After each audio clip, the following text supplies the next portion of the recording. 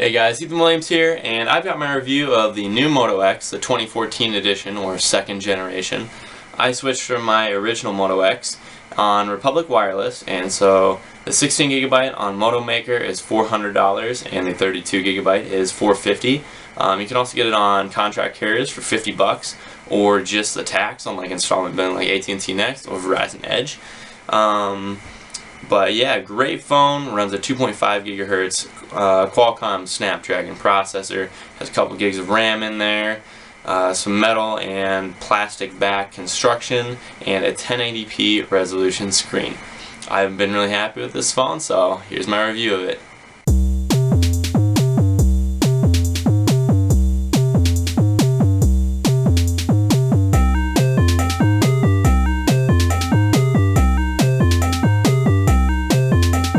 First off, the thing that I like about this phone the most is that it is a lot thinner than the original Moto X. It's kind of almost spread out, like they took it, they made it thinner and just bigger. So I like that. It kind of pancaked out almost, if you want to call it that. And they added this metal band around the edge, which makes it look really and feel really premium.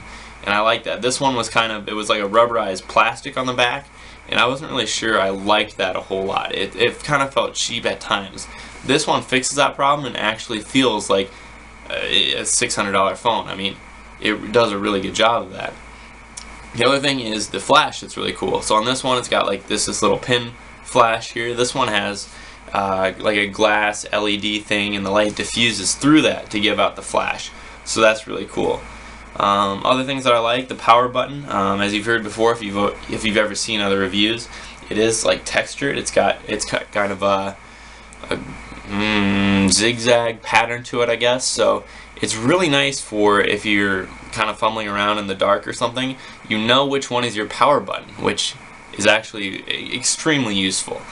Otherwise, just normal stuff. It's regular Android KitKat, and the Republic version of that, obviously, turning it on. Got pretty fast boot up time. Comes with the Google Now launcher installed. You can obviously change launchers if you want. If you like the simple launcher or like Next launcher, you can obviously change between those pretty easily with KitKat. And works really well with Android. So I'll probably go into the software here a little bit. So the Moto X comes with the stock Android Google Now launcher on it. Basically what this means, if you don't know about it a whole lot, is that it's got your main home screen right here, where it's got all your apps and stuff, and you can make more pages if you have more apps. I only use one home page. It's just kind of personal preference on my part, but then if you swipe to the left, you've got your Google Now launcher.